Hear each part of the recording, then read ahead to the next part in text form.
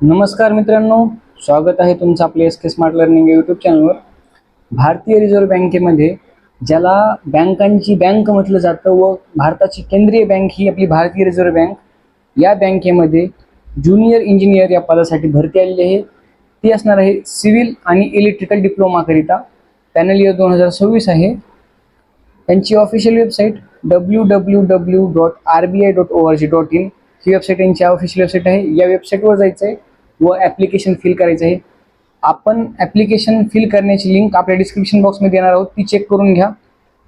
आता पुढे चालूया. Start form भरण्यासाठी सुरुवात झालेली आहे 16 एप्रिल 2026 पासून व याची लास्ट डेट असणार आहे 6 मे 2026.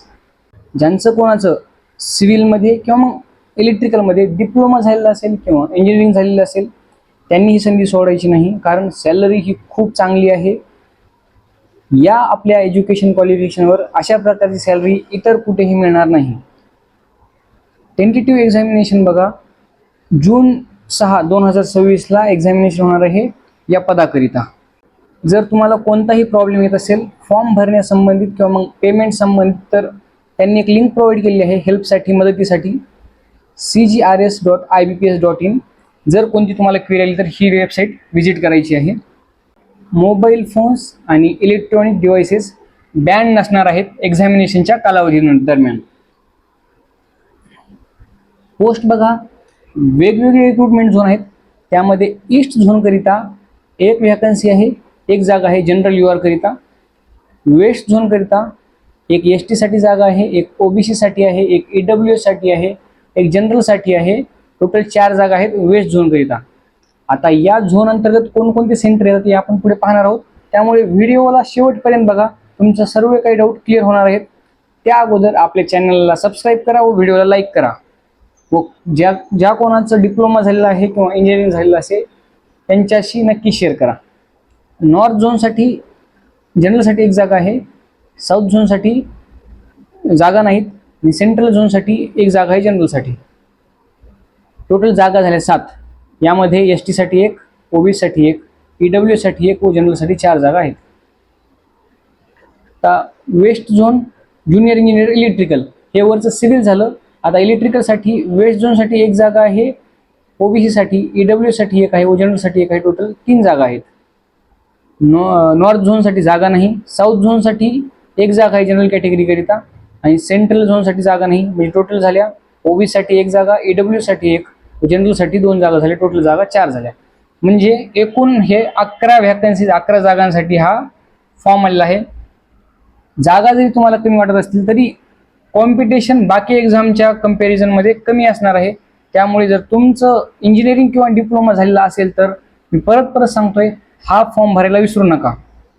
आता बघा, एज रिलॅक्सेशन 20 ते 30 वर्ष दरम्यान वय पाहिजे तुमचं. SC ST साठी 5 वर्ष म्हणजे अप टू 35 इयर्स, 35 वर्षापर्यंत SC ST चा विद्यार्थी फॉर्म भरू शकतो. अदर बॅकवर्ड क्लासेस OBC साठी अप टू 3 इयर्स म्हणजे 33 वर्षापर्यंत OBC चा विद्यार्थी फॉर्म भरू शकतो. आणि जर PWBD असेल तर 10 वर्ष, जर जनरल आणि EWS मध्ये असेल तर म्हणजे 30 + 10 40 वर्षापर्यंत जनरलचा किंवा EWS चा विद्यार्थी फॉर्म भरू शकतो. व OBC चा विद्यार्थी +13 म्हणजे 30 + 13 43 वर्षापर्यंत फॉर्म भरू शकतो. आणि SC आणि ST चा विद्यार्थी +15 म्हणजे 45 वर्षापर्यंत हा फॉर्म भरू शकतो. एक सर्व्हिसमॅन मॅक्सिमम 50 वर्षापर्यंत हा फॉर्म भरू शकतो. विडो असेल, डायव्हर्स वुमन आहे किंवा वुमन्स हू ज्युडिशियली सेपरेटेड असेल आणि रिमॅरिड झालेली नसेल तर ती सुद्धा अप टू 35 पर्यंत अप्लाय करू शकते. जर जनरल आणि EWS मध्ये असेल, OBC मध्ये असेल तर, आणि 40 वर्षापर्यंत अप्लाय करू शकते जर SC ST कॅटेगरीमध्ये असेल तर. आता क्वालिफिकेशन ज्युनियर इंजिनियर सिव्हिल करिता मिनिमम 3 इयर्स डिप्लोमा, 3 वर्षाचा डिप्लोमा झालेला पाहिजे तुमचा सिव्हिल इंजिनिअरिंगचा. आणि मिनिमम 65% मार्क्स तुम्हाला पाहिजेत. 55% SC ST साठी चालतील आणि PWBD साठी. पण जनरल, EWS किंवा OBC विद्यार्थी असेल तर तुम्हाला 65% मार्क्स असणं गरजेचं आहे. समजा तुमचा डिप्लोमा झालेलं, इंजिनिअरिंग झालेलं आहे तर तुम्हाला 55% मार्क्स असणं गरजेचं आहे आणि SC ST साठी 45% मार्क्स पाहिजेत.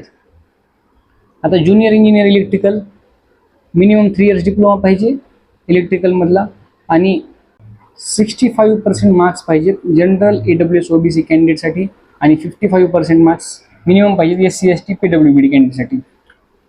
जर डिग्री झालेली असेल तर 55% मार्क्स तुम्हाला असणं आवश्यक आहे आणि SC ST आणि PWBD साठी मिनिमम 45% मार्क्स असणं आवश्यक आहे ज्युनियर इंजिनियर इलेक्ट्रिकलसाठी. आता स्कीम ऑफ एक्झामिनेशन पॅटर्न काय आहे तर ऑनलाईन एक्झामिनेशन होणार आहे 300 मार्क्स करिता व यानंतर तुमची LPT होणार आहे म्हणजे लँग्वेज प्रोफिशियन्सी टेस्ट जी 300 मार्कांची जी ऑनलाईन एक्झामिनेशन होणार आहे ती जून 6, 2026 ला होणार आहे. यामध्ये विषय कोणते कोणते आहेत? इंग्लिश लँग्वेज आहे, 50 क्वेश्चन आहेत, 50 मार्क्स व यासाठी सेक्शनल टायमिंग आहे 40 मिनिटांचा. Engineering discipline paper 1 40 question 100 marks आणि टोटल टाईम आहे 40 मिनिटे. इंजिनिअरिंग डिसिप्लिन पेपर 2 40 प्रश्न असतील 100 मार्क्स करिता आणि टोटल सेक्शनल टायमिंग असणार आहे 40 मिनिटे 40 प्रश्नांसाठी. जनरल इंटेलिजन्स अँड रिजनिंग बुद्धिमत्तासाठी 50 प्रश्न असतील 50 मार्क्स असतील आणि यासाठी सेक्शनल टाईम वेळ असणार आहे 30 मिनिटांचा. टोटल प्रश्न झाले 180, मार्क्स झाले 300 व यासाठी वेळ असणार आहे 150 मिनिटांचा म्हणजे 2.5 तासांचा वेळ इथे तुम्हाला दिला जाणार आहे. आता ही एक्झामिनेशन पास झाल्यानंतर तुमची LPT लँग्वेज प्रोफिशियन्सी टेस्ट घेतली जाईल.